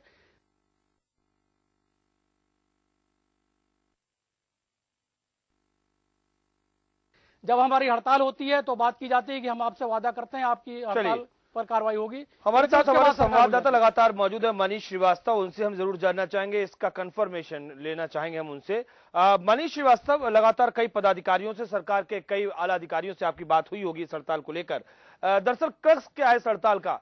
सरकार वादा खिलाफी कर रही है या ये दिल मांगे मोर, इस तर्ज पर राज्य सरकार के कर्मचारी काम कर रहे हैं? देखिए, हम सीधे तौर पे सरकार को ना जिम्मेदार मानते हैं, ना हम कर्मचारियों का फेवर करेंगे, ना कर्मचारियों के अगेंस्ट हम बोलने की को करेंगे। लेकिन जो लबोलुआब है पूरी तरह से अगर हम देखें तो कहीं ना कहीं कर्मचारी कुछ मांगों को लेकर के वो कहीं ना कहीं वो एक दबाव बनाना चाह रहे हैं सरकार को। और सरकार भी बहुत अच्छी तरीके से जानती है कि इन नेताओं को कैसे हैंडल करना है। मनीष, सरकार के लिए कोई नए कर्मचारी संघ नहीं बन गए हैं, ये तमाम छोटे छोटे संघ बना करके इन्होंने एक संयुक्त मोर्चा खड़ा कर दिया है। सरकार भी जानती है कि ये पदाधिकारी हमारे पास ही आते हैं अपने काम को कराने के लिए। कहीं ना कहीं इनडायरेक्ट वे में कुछ कर्मचारी नेता, मैं सभी कर्मचारी नेताओं को नहीं यहाँ पे कोट कर रहा हूँ, लेकिन कुछ कर्मचारी नेता सरकार के पास अपने हित को लेकर के ही चक्कर काटते हैं मनीष। और कहीं ना कहीं जो जमीनी हकीकत पे कर्मचारी काम करते हैं, जिनका जो पूरी तरह से डिवोटेड है अपने काम को लेकर के, वो उनकी समस्याएं लगातार बढ़ती ही जा रही हैं। उनकी समस्याओं को लेकर के सही कहीं ना कहीं एक बैकफुट पे है, सरकार पूरी तरह से खुलकर समर्थन नहीं कर रही, क्योंकि अगर वो इस तरह की इनकी सभी मांगे मानने लगी तो कहीं ना कहीं सरकार के ऊपर भी बोझ पड़ेगा। सरकार भी वो पैसा कहाँ से निकालेगी? आम आदमी की जेब से ही उसकी कटौती करके इनकी भरपाई कर सकती है। वेतन विसंगति की जहाँ तक बात है, वो जरूर कहीं ना कहीं एक दबाव लग रहा है सरकार को कि हम अगर ये वेतन बढ़ाते हैं तो इससे उसके ऊपर आर्थिक बोझ भी पड़ेगा। साथ में अगर हम जो इन्होंने उसकी बात कही है, आपके जो पद खाली पड़े हुए हैं, कई पद ऑफिसों में आप देखे जाके तो तमाम रिक्त पद हैं, उनकी भर्तियां नहीं हो रही हैं। भर्तियों को लेकर के इनकी मांग जरूर जायज है। कर्मचारियों का इनका दर्द भी है कि एक कर्मचारी के ऊपर 10-10 कर्मचारियों का बोझ है, 24 घंटे ये लगे रहते हैं। लेकिन मनीष, हम एक बार फिर यही बात कहेंगे कि कर्मचारी नेता अगर दिल पर हाथ रख के अपनी ईमानदारी से अगर बताएं तो शायद उनका दिल ही जानता होगा कितना काम करते हैं, जिस हिसाब से उनका वेतन है। इसको लेकर के कर्मचारियों को भी अपना दर्द अपने काम को लेकर के 100% देना चाहिए। लेकिन कहीं ना कहीं यही एक कमी है। टोटल मिला के अगर हम देखें तो कर्मचारी भी अपनी जगह पर सही है और सरकार भी कहीं ना कहीं समझ रही है कि हमको कर्मचारियों को कैसे हैंडल करना है, क्योंकि 2017 का चुनाव सबसे महत्वपूर्ण है बिंदु। 1 साल बचा हुआ है, यही कार्यकाल है। इसी में अगर प्रेशर बना लेगा कर्मचारी तो उनकी सभी मांगे मानेगी सरकार। ये इसी को जानती है, कर्मचारी भी जान रहे हैं और सरकार भी जान रही है। बैंक नहीं है, हम जातियों में नहीं बंधे हुए हैं, हम सरकारी मुलाजिम हैं। और निश्चित तौर पर अगर उन्होंने ये शब्द इस्तेमाल किए कि हम कोई वोट बैंक नहीं है, तो कम से कम राजनीतिक तौर पर इनका कोई दबाव काम कर रहा हो, ये तो खुद मानते कि ऐसा कोई दबाव नहीं है। अमित पुरी जी हमारे साथ मौजूद हैं। अमित पुरी जी, बहुत सारी बातों को हम लगातार कह रहे हैं। हमारे संवाददाता मनीष श्रीवास्तव ने भी बात कही कि नई पेंशन नीति को लेकर जो ये दबाव अब बना रहे हैं, तब क्यों नहीं बनाया था। जाहिर सी बात है, वन रैंक और वन पेंशन जब केंद्र सरकार की बात उठी, उसके बाद ये मुद्दा उन्होंने वहां उठाया। इसको लेकर हमारे संवाददाता ने बात कही। एक दर्द इनका है, वेतन में ही 10% काटकर उसमें पेंशन को लागू कर रहे हैं। निश्चित तौर पर यह दर्द हमें समझ में आ रहा है। निजीकरण को रोकने की बात हो रही है। साथ ही साथ हम ये भी जिक्र करना चाहेंगे कि ये किस तरीके से काम करते हैं और बात करते हैं केंद्र सरकार के साथ जो वेतनमान जिस तरीके से मिल रहा है वैसा ही हमें मिले। तो कुल मिला के इन टोटलिटी आप इन कर्मचारियों के मांगों के समर्थन में कितना है और कितना नहीं है, अमित पुरी जी?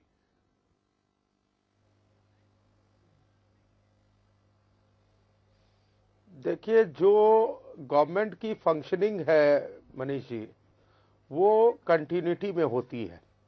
गवर्नमेंट और गवर्नेंस कभी डिसकंटिन्यूटी में काम नहीं करती।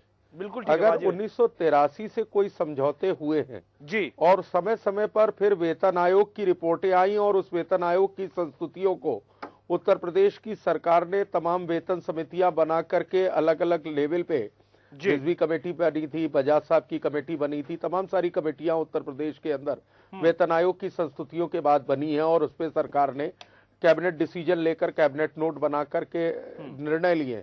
तो अगर उनके इम्प्लीमेंटेशन में आज कोई प्रॉब्लम आ रही है तो इसको मैं इस तरीके से नहीं देखता कि राज्य के कर्मचारी, केंद्र के कर्मचारी अलग अलग कंपार्टमेंटलाइज आप नहीं कर सकते। जो गवर्नमेंट के पॉलिसी डिसीजन कैबिनेट नोट के साथ हो चुके हैं, अगर उनके इम्प्लीमेंटेशन में व्यवहारिक रूप से कहीं जियो की दिक्कत आ रही है और चीफ सेक्रेटरी के लेवल पे बात करने के बाद उनका रिमूवल नहीं हो रहा है, तो फिर पॉलिटिकल बॉसेस जो होते हैं, स्टेट की एग्जीक्यूटिव का जो हेड है यानी मुख्यमंत्री का सम्यक पद, उसको कहीं ना कहीं पॉलिटिकली, वो चाहे चीफ मिनिस्टर बैठे या चीफ मिनिस्टर कैबिनेट के किसी सीनियर कोलीग को बैठा करके इन सारे इश्यूज को एडमिनिस्ट्रेटिवली सॉर्ट आउट कराएं, ये पॉलिटिकल बॉसेस की पॉलिटिकल मंशा के ऊपर निर्भर करता है और ये उनकी जॉब में भी आता है, उसकी परिधि में आता है। स्टेट अगर इस तरह की हड़ताल से रैंसम पे रख दी जाए और जनता को दिक्कतें हो, कर्मचारियों की अपनी दिक्कतें हैं, उनका अपना मानना है कि साहब इतने इतने अंतराल पे हमने बातें की हैं। हाईकोर्ट ने एक फाइंडिंग दी, हाईकोर्ट की फाइंडिंग के बाद 4 मांगों को लेकर प्रमुख सचिव कार्मिक ने कोई निर्णय दिया जैसा कर्मचारी संघ के लोग कह रहे हैं, तो सरकार को ब्लैक एंड व्हाइट में कहीं सामने आना चाहिए कि भाई या तो जो हाईकोर्ट के डिसीजन के बाद प्रमुख सचिव कार्मिक के लेवल पे बात हुई, ये जो आप बात कर रहे हैं ये तो बात हम भी समझ रहे हैं, जो सरकार को फैसला करना चाहिए, ये बात तो हम भी समझ रहे हैं अमित पुरी साहब। मेरा सवाल दरअसल ये था, आप ठीक कह रहे हैं पॉलिटिकल हेड्स को सामने आना चाहिए और एक तरीके से उनको सॉल्व करना चाहिए। प्रॉब्लम अगर सामने है और वो नहीं सॉल्व करेंगे तो फिर करेगा कौन, ये भी बड़ा सवाल है। वो तो होना चाहिए, लेकिन आप प्रबुद्ध वर्ग से हैं, आप भारतीय जनता पार्टी से यहाँ पर मौजूद हैं, आपने इन मुद्दों को देखा है, इन कर्मचारियों के संवेदनाओं से आप भी वाकिफ हैं। मैं ये जानना चाह रहा हूं किन मुद्दों को लेकर आप ये समझते हैं कि ये मांग उचित है और ये मांग उचित नहीं है, एक नागरिक होने के नाते, एक शहरी होने के नाते, एक राजनीतिक कार्यकर्ता होने के नाते और निश्चित तौर पर भारतीय जनता पार्टी के सदस्य होने के नाते।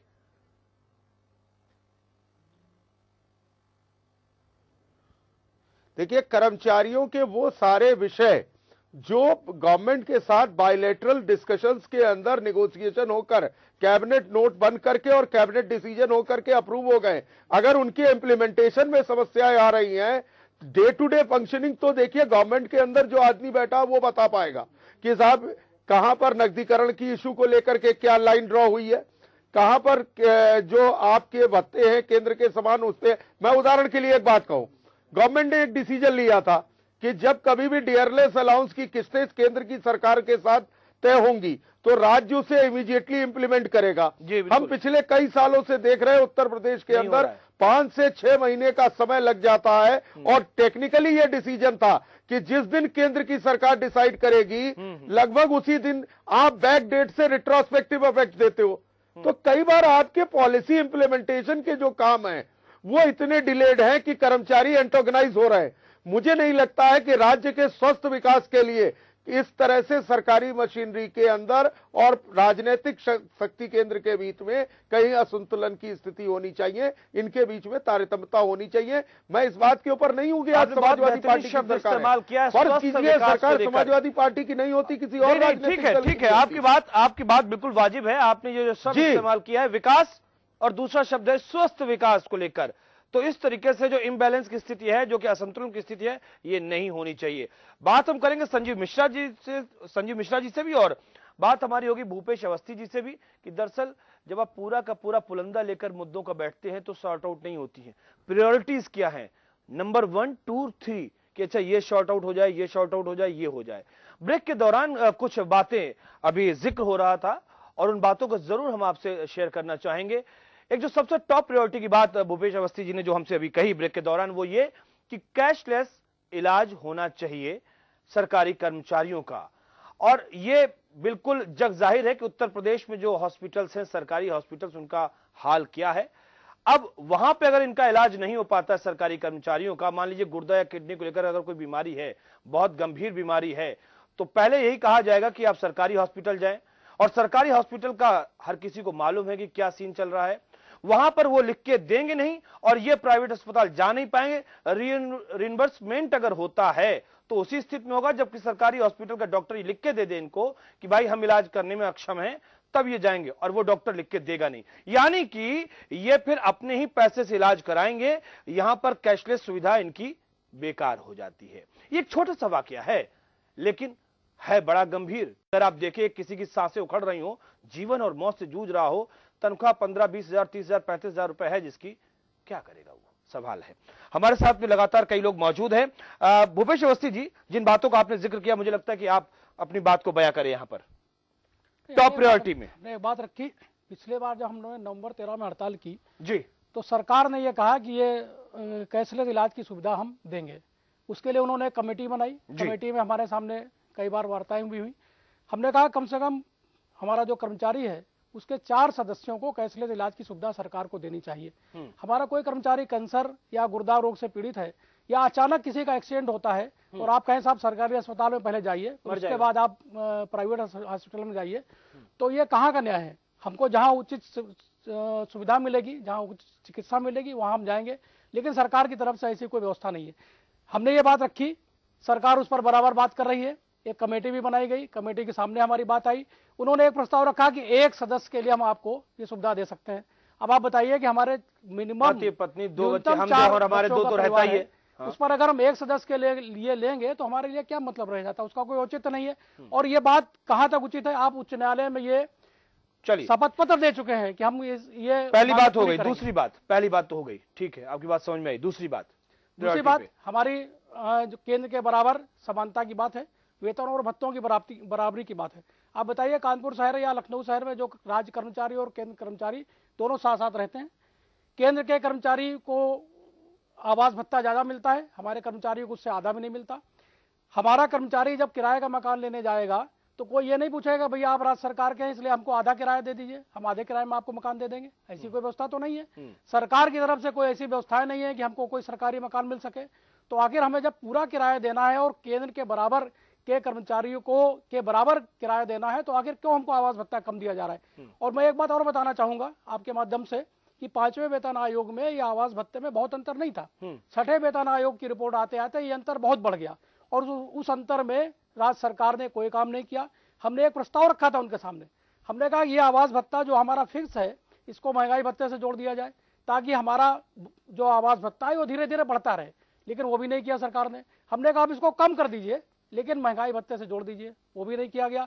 अब आप बताइए कि हमको एक वेतन चारे को लेकर ये तो नंबर 2 हो गया, ये 2 प्रायोरिटी आपकी होगी। तीसरी प्रायोरिटी हमारे उसकी पेंशन की बात थी। पेंशन की बात पर अभी आपने एक बात कही थी मनीष जी, पहले ये मुद्दा नहीं उठाया गया जी। मैं आपके संज्ञान में लाना चाहता हूं कि जुलाई 13 में हमने एक लखनऊ से दिल्ली तक साइकिल रैली निकाली थी और केवल पेंशन के मुद्दे पर केवल ये बात की थी कि जुलाई 13 में और पेंशन के मुद्दे पर ये बात रखी थी। हमने आपसे पहले भी कहा कि 40 सांसदों ने हमारे पक्ष में लिख कर दिया और ये कहा कि पुरानी पेंशन की व्यवस्था, ये पुरानी पेंशन इनके लिए बहाल की जानी चाहिए। चलिए ये तो बात हो गई आपकी।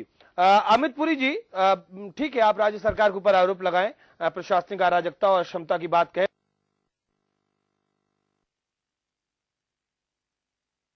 कैटेगराइज करके ये 3 बातें यहां पर पूछी। एज ए पार्टी पर्सन, मुझे लगता है भारतीय जनता पार्टी, आप राजनीतिक दल के कार्यकर्ता हैं, एक ऐसी पार्टी जो कि केंद्र में रूल कर रही है, क्या आप लोग इनके समर्थन में कुछ कर सकते हैं, इनके समर्थन में अपनी बात कह सकते हैं सार्वजनिक मंच से? क्या आप इनके साथ आ सकते हैं किसी भी तरीके से?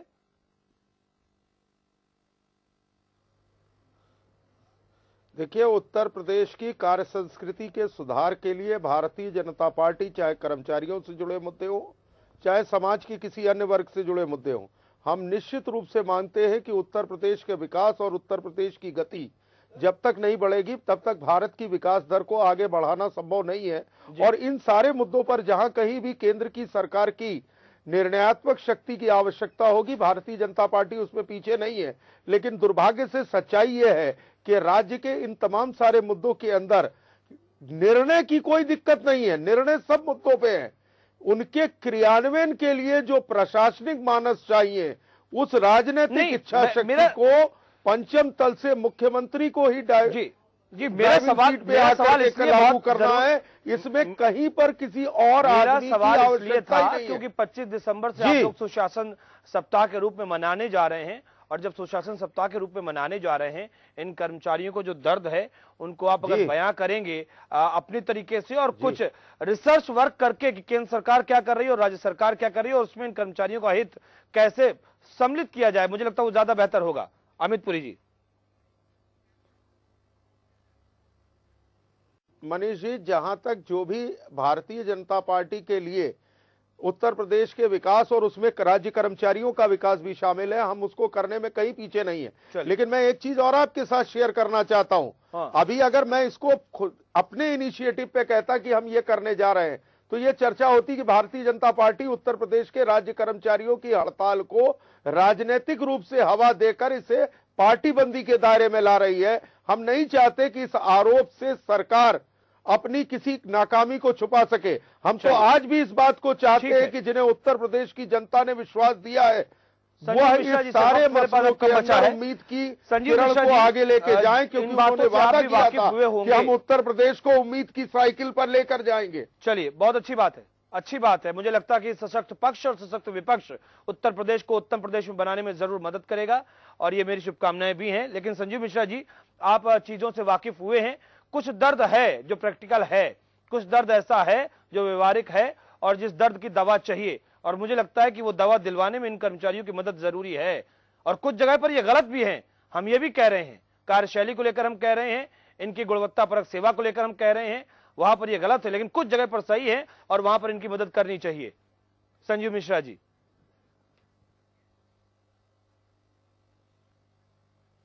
देखिए, दवा दिलवाने की जो बात आप कह रहे हैं, राज्य कर्मचारियों के साथ हूं मैं, और पूरी की पूरी समाजवादी पार्टी इनके साथ में है। जहां तक ये चिकित्सा की बात कर रहे हैं, अब सरकारी अगर अस्पतालों में वो सुविधाएं नहीं मिल पा रही हैं, तो सरकारी अस्पतालों में तो जन सामान्य के लिए पर्चा भी फ्री कर दिया, इतनी जांचें फ्री कर दी गई हैं कि क्या बताया जाए। अब इससे ज्यादा और क्या हो सकता है। एक चीज, दूसरी चीज, जहां तक ये गंभीर बीमारियों की बात कर रहे हैं, तो अगर लखनऊ में पीजीआई की बात करिए आप, संजय गांधी पीजीआई है, तो पीजीआई में किसी न किसी डॉक्टर के रेफर से एक आम आदमी भी पहुंचता है। सारे लोग वहां पर रेफर से ही पहुंचते हैं। अगर किसी के भी रेफरेंस से वहां पर पहुंचा जाता है तो निश्चित रूप से वहां पर एडमिट भी किया जाता है और उसका इलाज भी होता है। हाँ, ये जरूर मैं आश्वासन देना चाहूंगा इनको कि राज्य कर्मचारियों को जो भी पीजीआई वगैरह में जाते हैं, और वहां पर जिस तरीके से भी इनका रिम्बर्समेंट होता होगा, उसमें निश्चित रूप से उत्तर प्रदेश की सरकार इनके साथ है और इनको चलिए, मुझे लगता है कि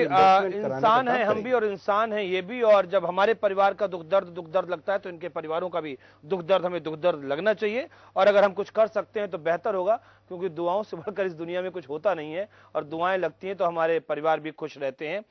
फिलहाल बहुत शुक्रिया अमित पुरी जी आपका हमारी इस चर्चा में शामिल होने के लिए। संजीव मिश्रा जी, आपका भी बहुत शुक्रिया हमारे साथ इस चर्चा में शामिल होने के लिए। और भूपेश अवस्थी जी, आपका भी बहुत शुक्रिया हमारी इस चर्चा में शामिल होने के लिए। तो उम्मीद करते हैं कि जो वाकई तर्कसंगत मांगे हैं वो जरूर इनकी पूरी हो, और जहां पर ये गड़बड़ है इन्हें स्वयं आत्मावलोकन करना चाहिए इन कर्मचारियों को कि अगर हमें तनख्वाह मिलती है तो तनख्वाह का पूरा हक अदा इन्हें करना चाहिए। फिलहाल यहां पर रुकते इस प्रोग्राम में इतना ही, लेकिन एक छोटे से ब्रेक के बाद हम बात करेंगे कैसे मुद्दे की, कैसे न्याय की, जिसको मिलने में थोड़ी देर हो गई। यही बात अगर थोड़ी देर पहले होती तो शायद बहुत बेहतर होता, लेकिन अब देर हो गई है तो क्या हम ये कह सकते हैं कि देर आए दुरुस्त आए, और बात जरा देर हो गई। कहते भी है ना कि देर से मिला हुआ इंसाफ इंसाफ नहीं होता। यह भी कहा जाता है कि खेती सूख जाने के बाद अगर बारिश हो तो बारिश विपदा का ही नाम दिया जाता है उसको लेकर, क्योंकि खेती सूख चुकी है, किसान तड़प चुका है, इस बारिश का क्या फायदा। और निर्भया कांड के बाद न जाने कितनी निर्भयाएं और सताई गई, उनकी मौत हुई है, 2.5 साल की बच्चियों के साथ में दरिंदगी हुई है, और आज जाके एक कानून पास हुआ है। मैं ये शब्द इस्तेमाल कर रहा हूं, विधेयक कानून की शक्ल में आ गया है। हालांकि राष्ट्रपति महोदय के अभी दस्तखत शायद या तो हो रहे हो इस वक्त या होने वाले हो। जुवेनाइल एक्ट में संशोधन हो गया है और संशोधन में एक शब्द लिखा हुआ जघन्य। जघन्य अपराधों के लिए अब जुवेनाइल की उम्र यानी कि बालिग और नाबालिग की जो उम्र सीमा तय की गई है उसमें 16 साल। जघन्य अपराधों के लिए नाबालिग 16 साल तक माना जाएगा और उसकी सजा का प्रावधान 7 साल के लिए किया गया है।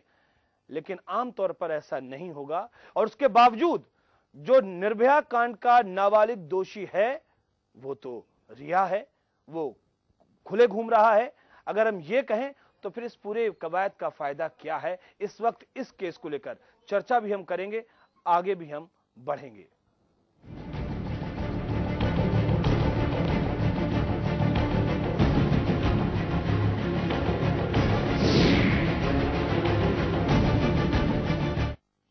जहन में मेरे भी एक सवाल आया जैसे ही अब से कुछ देर पहले ये खबर आई कि एक्ट पास हो गया है राज्यसभा से। सबसे पहला सवाल ये कि क्या निर्भया कांड का जो नाबालिग दोषी था, जो कि एनजीओ के में रखा गया, एक सामाजिक संगठन के उसको देखरेख में रखा गया, क्या वो वापस से अंदर जाएगा? और ये सवाल हमने कई अपने सहयोगियों से पूछा, उन्होंने कहा ऐसा नहीं हो सकता। सवाल मेरे जहन में घूमा कि अगर ऐसा नहीं हो सकता तब तो बड़ा गलत होगा, क्योंकि पूरा का पूरा संघर्ष उनके माता पिता को लेकर देश में जो पूरी की पूरी हमने आग देखी, जो जोश देखा, जो क्रांति देखी, जो जज्बा देखा, वो सिर्फ इसीलिए तो ना कि पहले इस नाबालिग को अंदर भेजा जाए। और अगर ऐसा नहीं होता है तो हम फिर तो यही कह रहे हैं ना कि देर हो गई। अब आप क्या कहेंगे, चलिए हम बात करेंगे आगे। जहन में मेरे भी एक सवाल आया जैसे ही अब से कुछ देर पहले ये खबर आई कि एक्ट पास हो गया है राज्यसभा से। सबसे पहला सवाल ये कि क्या निर्भया कांड का जो नाबालिग दोषी था, जो कि एनजीओ के में रखा गया, एक सामाजिक संगठन के उसको देखरेख में रखा गया, क्या वो वापस से अंदर जाएगा? और ये सवाल हमने कई अपने सहयोगियों से पूछा, उन्होंने कहा ऐसा नहीं हो सकता। सवाल मेरे जहन में घूमा कि अगर ऐसा नहीं हो सकता तब तो बड़ा गलत होगा, क्योंकि पूरा का पूरा संघर्ष उनके माता पिता को लेकर देश में जो पूरी की पूरी हमने आग देखी, जो जोश देखा, जो क्रांति देखी, जो जज्बा देखा, वो सिर्फ इसीलिए तो ना कि पहले इस नाबालिग को अंदर भेजा जाए। और अगर ऐसा नहीं होता है तो हम फिर तो यही कह रहे हैं ना कि देर हो गई। अब आप क्या कहेंगे, चलिए हम बात करेंगे आगे।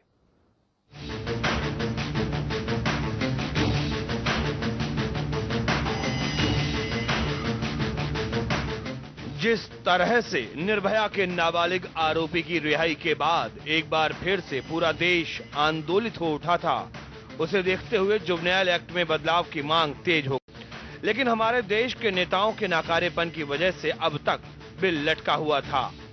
लेकिन निर्भया के सबसे बड़े गुनहगार की रिहाई के बाद और जो बिल लोकसभा में पास होने के बावजूद राज्यसभा में लटका हुआ था, अटका हुआ था, उस पर बहस शुरू हुई। नेताओं ने अपने अपने तरह से विचार रखे और अंत में जुवेनाइल जस्टिस एक्ट को राज्यसभा से मंजूरी मिल गई। जानकारी के मुताबिक इस बिल को ठीक उसी तरह से पास किया गया जैसा कि लोकसभा से पास हुआ था। राज्यसभा में इस बिल में कोई परिवर्तन नहीं किया गया। हालांकि राज्यसभा में जुवेनाइल एक्ट पर बहस के दौरान भी कुछ नेताओं ने बेशर्मी दिखाते हुए नारेबाजी की। इस दौरान निर्भया के माँ बाप भी राज्यसभा की कार्रवाई को देखते रहे। लेकिन खुशी की बात यह है कि राज्यसभा से इस बिल में बगैर किसी बदलाव के मंजूरी मिल गई। चलिए अब आपको दिखाते हैं ग्राफिक्स के जरिए कि नए जुवेनाइल एक्ट में क्या कुछ बदलाव किए गए हैं। जघन्य अपराधों में नाबालिगों की उम्र घटी। नाबालिग की उम्र घटाकर 16 साल की गई। राज्यसभा के बाद अब राष्ट्रपति के पास जाएगा बिल। लोकसभा में पहले ही पास हो चुका है बिल। अब जघन्य अपराधों में नाबालिगों को होगी 7 साल की कैद।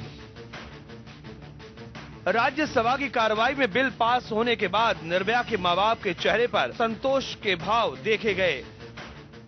जितने एमपी हैं, जितने जो भी यहाँ संसद में बैठे हुए, उनका भी मैं धन्यवाद करता हूँ कि उन्होंने चाहे कैसे भी किया हो, क्या मन में हो ये नहीं जानता, लेकिन उन्होंने सर्वमत से पारित कर दिया इस पास बिल को।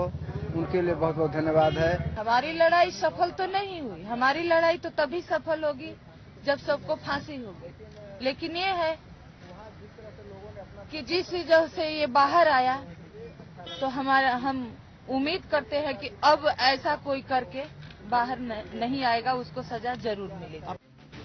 हालांकि जिस निर्भया के नाबालिग दोषी को सजा दिलाने के लिए उन्होंने पूरी लड़ाई लड़ी, वो अब खुले में घूमेगा। हाँ, इसके साथ ही साथ ये भी साफ है कि अब उन निर्मम नाबालिगों को कड़ी सजा मिल सकेगी जो हैवानियत की हद पार करने से भी नहीं चूकते, और कानून का डर नाबालिगों को दूसरे के हाथों मोहरा बनने से भी रोकने में मददगार साबित होगा। ब्यूरो रिपोर्ट, के न्यूज।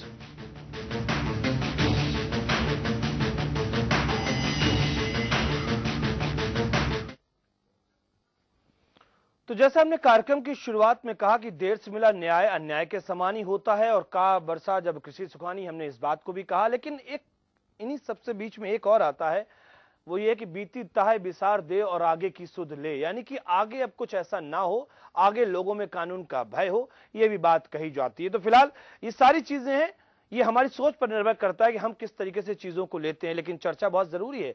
चर्चा इसलिए जरूरी है कि लड़ाई लंबी लड़ी गई है, लेकिन क्या वो अपने अंजाम तक पहुंची है? क्या हम उससे संतोष कर सकते हैं? और क्या वो जो नाबालिग गुनहगार है, जिसको कि अंदर होना चाहिए, वो बाहर है, हम उसको लेकर क्या कहें?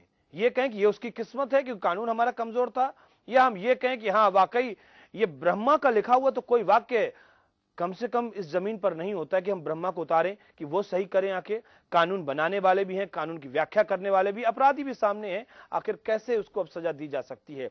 इन तमाम चीजों को लेकर हम चर्चा करेंगे। हमारे साथ में अशोक राजपूत इस समय वरिष्ठ पत्रकार मौजूद हैं, और कई कानून के जानकारों से भी हम बात करने की कोशिश करेंगे।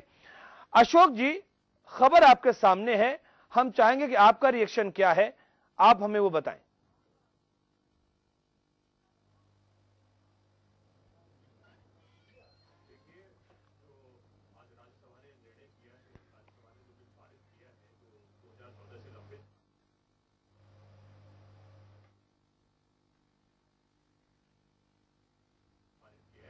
चलिए, फिलहाल कुछ तकनीकी व्यवधान है, उनकी आवाज हम तक नहीं आ पा रही थी, और बात हम कर रहे हैं जरा देर हो गई, देर से मिला अन्याय, कहीं माफ करिएगा, देर से मिला न्याय भी क्या अन्याय के बराबर ही तो नहीं? या फिर हम ये माने कि बीती ताहे बिसार दे और आगे की सुध ले, कम से कम आगे अब जो भी हो वो कुछ इस तरीके से हो जिससे कि जिसने गलती की है, जिसने अपराध किया है, जो गुनहगार है, उसको सजा मिल पाए, और नाबालिग की जो उम्र 16 साल की गई है उससे कुछ सबक सीख पाए लोग। हमारे साथ में कुमार अशोक सिंह राजपूत हैं, जो कि वरिष्ठ पत्रकार है। अशोक जी, खबर आपके सामने है, संशोधन हुआ था एक्ट में और वो पास हो गया है, राष्ट्रपति के पास जाएगा, कानून में तब्दील हो जाएगा। लेकिन निर्भया कांड को लेकर जो नाबालिग दोषी है, जो कि बाहर है, क्या कहेंगे? उसकी किस्मत की बात कहें कि वो कानून कमजोर था, वो ऐसे वक्त में हत्थे चढ़ा जबकि हमारे पास कानून नहीं था, और जो कानून आएगा वो अब से इंप्लीमेंट होगा, या फिर कुछ किया जा सकता है? कानून बनाने वाले भी हैं, कानून की व्याख्या करने वाले भी हैं, अपराधी भी हैं, और जघन्य अपराध किया है उसने, माफी का हकदार वो नहीं है। क्या कहेंगे आप?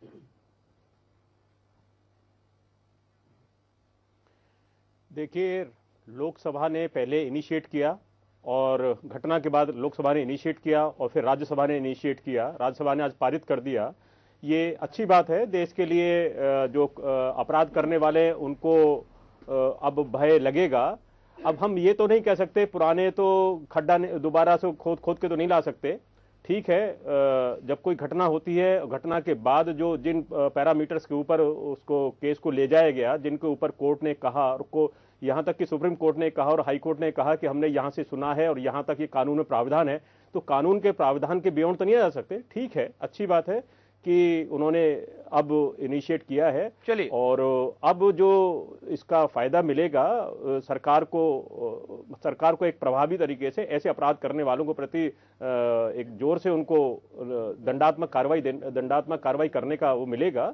लेकिन हम पहले वाली चीजों से नहीं जा सकते हैं। और रही बात कि हमारे इस देश के अंदर एक अजब सी स्थिति है कि यहाँ हर घटना के बाद एक्टिव होते हैं, तब चीजें लाई जाती हैं।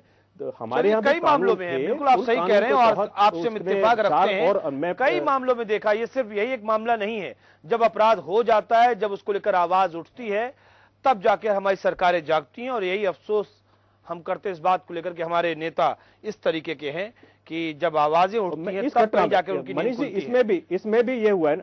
मैं आऊंगा आपके पास में। हमारे साथ में अमित दुबे हमारे संवाददाता मौजूद हैं, हम उनसे बात कर लेते हैं कि जो कुछ दिल्ली में हुआ उसके बाद वहां पर रिएक्शन क्या रहा और जो संशोधन हुआ है क्या इसमें भी कुछ खामी लगती है। अमित दुबे, आप हमें बताइए कि जब राज्यसभा में ये पास हो गया, उसके बाद में बाहर हमने देखा, उनके माँ बाप की बातें भी सुनी, क्या कुछ उन्होंने कहा, क्या वहां पर राजनीतिक गलियारों में, सत्ता के गलियारों में क्या कुछ चल रहा था जिस वक्त ये पास हुआ उसके बाद? देखिए, सबसे बड़ी बात है कि जिस तरह से निर्भया का आरोपी रिहा हुआ, चाहे हाई कोर्ट हो चाहे सुप्रीम कोर्ट हो, दोनों ने उन याचिकाओं को खारिज कर दिया। यानी उस अपराधी को बाहर जाने से नहीं रोक सके। कहीं ना कहीं पब्लिक सेंटीमेंट जो है बहुत ज्यादा क्रिएट हुआ था और यही वजह थी कि जब निर्भया के माँ बाप जब इंडिया गेट पे बैठे तो हजारों की संख्या में लोग उनके साथ थे। आज राज्यसभा में भी वही चीज देखने को मिली कि जिस तरह से बिना संशोधन के ये बिल पास हुआ है, तो जाहिर तौर पे पार्टियों को भी पता है, नेताओं को भी पता है कि ये बिल जो है वो पब्लिक सेंटीमेंट से जुड़ा है। और खासकर जिस तरह मेनका गांधी ने आज पटल पे रखा और उन्होंने साफ किया था कि जुवेनाइल जो है इस समय ज्यादा जो जुवेनाइल क्राइम जो है वो ज्यादा सामने आ रहे हैं और इस वजह से इस बिल का पास होना जरूरी है। हालांकि निर्भया के जो जुवेनाइल था उसे तो बाहर जाने से उनके माँ बाप नहीं रोक सके, लेकिन आने वाले केसेस के लिए एक बहुत बड़ा टर्निंग पॉइंट उन्होंने दिया है। जिस तरह से उन्होंने गुलाम नबी आजाद और बाकी नेताओं के पास जाके और आज न सिर्फ बिल पेश हुआ बल्कि सर्वसम्मत से पास हुआ। जी अमित, इसमें एक सवाल जो मेरे जहन में था और जब मैंने देखा कि ये एक्ट पास हो गया, उसमें लिखा हुआ था जघन्य, एक शब्द इस्तेमाल किया। ये जघन्य की परिभाषा क्या है, इसको कैसे डिफाइन किया गया है? ये जघन्य अपराध की श्रेणी में है और ये जघन्य अपराध की श्रेणी में नहीं है, क्या इसका कोई पैरामीटर इस एक्ट में है? जी बिल्कुल, देखिए अभी तक जो नाबालिग की उम्र थी वो 18 तक काउंट की जाती थी, 18 से 16 में आ गई है।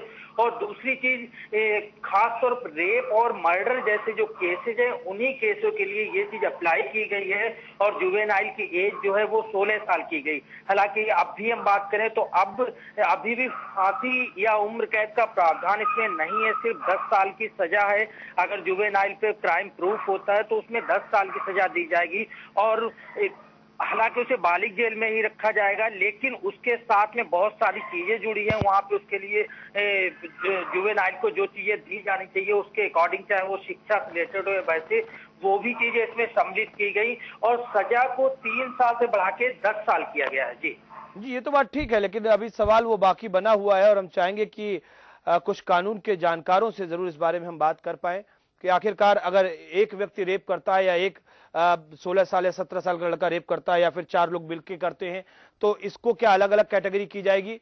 क्या हम ये मान लें कि जघन्य अपराध की श्रेणी में आखिरकार अगर सहमति से सेक्स होता है और उसके बाद में फिर कोई लड़की इल्जाम लगाती है या उसको लेकर कोई बात आगे बढ़ती है, ये कई ऐसे अपराध के कई प्रकार हो सकते हैं, लेकिन किस प्रकार के अपराध जघन्य की श्रेणी में है? क्योंकि जघन्य में ही मामला 16 साल और मामला 7 साल का है। अमित दुबे, ये बात भी आप समझ रहे हैं, तो इस चीज को डिफाइन होना बहुत जरूरी है। हम सिर्फ आपसे जानना ये चाह रहे हैं क्या ये चीज डिफाइन की गई है या नहीं? देखिए, बिल में सारी चीजें डिफाइन की गई हैं और खासतौर पर अगर हम बात करें तो जो सुनवाई होती है, अभी भी अगर हम जुवेनाइल की बात करें तो जुवेनाइल एक्ट जो पास हुआ है वो भी एक तरह से जुवेनाइल एक्ट ही है, क्योंकि जो जघन्य अपराध है उसमें नॉर्मल सजा जो है वो फांसी तक की सजा है। चाहे अभी हम रिसेंटली अगर हम एग्जांपल लें तो या हरियाणा में अभी कोर्ट ने जो है 7 लोगों को फांसी की सजा जिन्हें दी गई है वो रेप के केस में ही इन्वॉल्व थे और उसे भी उसके बाद उस लड़की की लाश मिली थी, यानी वो भी जघन्य अपराध की श्रेणी में आते हैं। यहाँ पे भी जब सुनवाई होगी तो जुवेनाइल के लिए अलग से वही तरीका होगा, उसे जरूर उसकी एज कम कर दी गई है, लेकिन उसके लिए आज भी कोई फांसी या उम्र कैद का प्रावधान नहीं है। यानी उसकी सिर्फ सजा जो है वो बढ़ाई गई है और एज जो है उसे कम किया गया है, यानी 2 पॉइंट दिए गए हैं। बाकी जुवेनाइल केस जो है वो जुवेनाइल एक्ट में ही रहेगा, ना कि जो आपराधिक मामले नाबालिगों के अलावा बालिगों के लिए उस श्रेणी में अब भी उस कैटेगरी को शामिल नहीं किया गया है। जी अमित, एक आखिरी में एक सवाल और हम आपसे जानना चाहेंगे, हालांकि कुछ ये बेईमानी सा भी लग रहा है मुझे ये सवाल करना आपसे, लेकिन फिर भी मैं आपसे जानना चाह रहा हूं, क्या कोई ऐसी कोशिश निर्भया के माता पिता की तरफ से सुप्रीम कोर्ट के सामने जाकर कि ये कानून बन गया है, मामला बहुत पुराना नहीं है, क्या इसको फिर से देखा जाए या देखने की कोशिश की जाए? बनाने वाले भी आप ही लोग हैं, पालन करने वाले भी आप ही लोग हैं, आप व्याख्या भी कर सकते हैं कानून की। क्या इस नाबालिग गुनहगार को क्या फिर से सलाखों के पीछे भेजा जा सकता है? क्या ऐसा कुछ प्रयास हो सकता है? अमित, देखिए, जिस टाइम ये केस हुआ था और उसे ये 3 साल की सजा दी गई थी, उस टाइम ये कानून नहीं था और यही एक बड़ी वजह थी जो हाई कोर्ट और सुप्रीम कोर्ट दोनों ने याचिका रिजेक्ट की। हालांकि हम सुप्रीम कोर्ट की बात करें तो डीसीडब्ल्यू की जो अध्यक्ष स्वाति मालीवाल है उन्होंने केस किया था। अब भी जुवेनाइल एक्ट पास होने के बाद में भी क्रेडिट लोन लेने की होड़ है और जब जिस समय सुप्रीम कोर्ट में याचिका डाली गई थी, हालांकि 3-4 दिन का टाइम था, उसके बावजूद रात में 12 बजे एसएलपी वहां पे दायर होती, तो इसे लेके भी निर्भया के माँ बाप बिल्कुल भी खुश नहीं थे। उन्हें साफ तौर पर लग रहा था कि दिल्ली की जो अध्यक्षा है वो इसे लेकर पॉलिटिक्स कर रही है, ना कि उन्हें इंसाफ दिलाने की कोशिश कर रही है।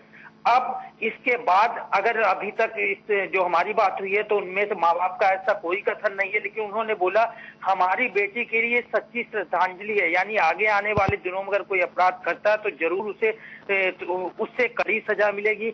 बस यही उनके लिए एक सबसे बड़ी श्रद्धांजलि है। अमित, आप हमारे साथ बने रहिए, हम आपसे भी बात करेंगे, लेकिन हमारे साथ इस वक्त मौजूद है इलाहाबाद हाईकोर्ट के वरिष्ठ अधिवक्ता प्रिंस लेनिन साहब, उनसे हम जान लेते हैं। प्रिंस लेनिन जी, खबर आपके पास में भी होगी और इन चीजों की गंभीरता, संवेदनशीलता क्या है इस बात को आप बेहतर तरीके से समझते हैं, लेकिन एक जो शब्द मेरे जहन में बार बार आ रहा है, इस पूरे के पूरे एक्ट में जो खास बात हमें लग रही है उसमें यह कि जघन्य अपराध के लिए ही ये पूरा का पूरा परिवर्तित हुआ है मामला, जिसमें कि नाबालिग की उम्र 16 साल की गई है और उम्र की सजा की जो सीमा है वो 7 साल तक कर दी गई, 3 साल से बढ़ाकर। लेकिन ये चीज कैसे डिफाइन होगी जघन्य, ये कैसे डिफाइन होगा कि ये अपराध जघन्य है और ये अपराध जघन्य नहीं है? एक अच्छा कदम है कि ये इस एक्ट में कुछ संशोधन किए गए हैं। आज ये बिल पास हो गया है और शीघ्र ही ये राष्ट्रपति की संस्तुति के बाद एक्ट में संशोधित हो जाएगा और एक्ट का स्वरूप बदल जाएगा। जो अभी तक ऐसे केसेस में जो जघन्यता की बात आपने की, तो निर्भया का केस किसी से छुपा नहीं है और भी कुछ ऐसे रेप के इंसिडेंसेस आए जहां पर जो आरोपी होता था वो उम्र के तकाजे का लाभ लेकर के अपने को जो जुर्म की सजा होती थी उससे बचने में कामयाब रहता था। लखनऊ में भी एक केस चल रहा है, बहुत ही चर्चित गैंग रेप केस है। इस तरह के और भी अन्य जो हैं कि आपके सामने घटनाएं आती रहती हैं जिनमें ये जो नाबालिग होने का जो लाभ पाया जाता है, तो उसकी तरफ जो सरकार ने एक सख्ती अख्तियार की है कि अब जो 16 साल से के जो लोग हैं उनको बालिग करार दे दिया गया, जो 18 साल तक की जो सीमा थी उसको घटा दिया गया है और इसमें जो सजा बढ़ाई गई है कि जो पहले 3 साल की सजा दी जाती थी, 3 साल के लिए प्रोटेक्टिव होम में जो रखा जाता था उनको जुवेनाइल जस्टिस बोर्ड के आदेशों के तहत, उसको 7 साल किया गया है। और भी जो कुछ इसमें फेरबदल की गई, क्योंकि अभी ये पूरी तरह से सामने आया नहीं है क्या इसमें क्या रद्दोबदल इन्होंने किए, लेकिन जो फौरी तौर पे जानकारियां मिल रही हैं, तो जो जघन्य अपराध की श्रेणी में जिस तरह के अपराध आते कि बलात्कार के साथ हत्या कर दी गई है, बुरी तरह से गैंग रेप किए गए हैं, रेप भी अपने आप में एक जघन्य अपराध की श्रेणी में ही आता है। तो इस तरह के जो अपराधों में अब आप देख रहे हैं कि कैसे वयस्कता बढ़ती जा रही है, एक कच्ची उम्र पे भी लड़कों में और लोगों में जो जिस तरह का बदलाव आ रहा है, समाज में जिस तरह से बदलाव आ रहे हैं, तो उससे जो ये जो कम उम्र का जो एक आप कहें कि तर्क देते थे किसी की आरोपी की उम्र को, वो अब तर्क अपराधियों के पास नहीं बचेगा। जी प्रिंस लेनिन, एक सवाल और मेरे जहन में आ रहा है। सबसे बड़ी बात होती है एग्जीक्यूशन या कानून का भय, कानून बन जाते हैं। और मुझे लगता है कि गांव में अगर कोई लड़का इस तरीके से अपराध को अंजाम देता है तो हो सकता है कि उसको मालूम भी ना हो कि जुवेनाइल क्या होता है, एक्ट क्या होता है, क्या उसके नियम कायदे प्रावधान। लेकिन बड़ा सवाल यह कि कानून का भय, आपको लगता है कि क्या ऐसा हो जाने से अपराध रुक जाएंगे? देखिए, मैं ये चीज तो नहीं मानता हूं कि कानून आप मात्र पास करके आप अपराध को रोकने में सक्षम रहते हैं। ये हमारे आपसे, मीडिया से और हमसे ये बात कहीं से भी छुपी नहीं है कि कई ऐसे और वारदातें सामने आई जहां कहीं सत्ता में बैठे प्रभावशाली व्यक्ति का एक जुर्म में संलिप्तता रही तो किस तरह से जो शासन प्रशासन है उसके द्वारा किस तरह से कार्रवाइयां की गई, किस तरह से जांच में ढिलाई कर दी गई, किस तरह से आरोपी के फेवर में ही पूरी बहस छेड़ दी गई। तो इस तरह की चीजों से मात्र हम अगर ये अपेक्षा करें कि कानून में थोड़ी सी कठोरता ले आए और समाज में सुधार दे देंगे, तो समाज में सुधार आप तब तक नहीं दे पाएंगे जब तक का समाज में आप समानता नहीं रखेंगे। एक वर्ग विशेष के लिए एक तरह के नियम रहेंगे और एक वर्ग विशेष के लिए दूसरी तरह के रहेंगे। समाज में जो कमजोर और वाजिब और बहुत महत्वपूर्ण बात है प्रिंस लेनिन साहब, जो बात आपने कही, समाज में समानता और समानता का भाव होना बहुत जरूरी है। समाज के अंदर अस्वीकृति भी जरूरी है कि जिस घर का बच्चा ऐसा करता है उस घर की अस्वीकृति हो, उसका बहिष्कार हो, या फिर समाज से जब तक इसको जोड़ा नहीं जाएगा, मुझे लगता है कि शायद आपने बहुत सही कहा कि सिर्फ कानून बनाने से ये नहीं रोका जा सकता, क्योंकि ये एक सामाजिक समस्या के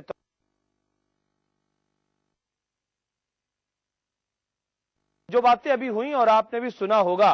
सवाल सीधा अब आपसे यही है कि क्या वाकई इसको रोकने के लिए यह कानून पर्याप्त है, या वाकई अभी सरकारों को, समाज को, परिवारों को बहुत कुछ करना बाकी है, और अगर बाकी है तो क्या करना बाकी है? देखिए मनीष जी, कानून पहले थे, कानून में अगर पहले सही तरह से कानूनों को सुना जाता, कानून के अनुपात में चलते, तो पहले भी अच्छी तरह सरकार प्रहार कर सकती थी, पुलिस तभी भी प्रहार कर सकती थी। लेकिन अभी स्थिति यह है कि अब जब नया तरीके से आया है तो अब आपने कुछ चीजों को बढ़ा दिया है, और आपने बता दिया कि यह कठोर होगा, यह कठोर होगा। लेकिन समाज के लोग तो माने कि यह अपराध क्या है, कि कैसे है।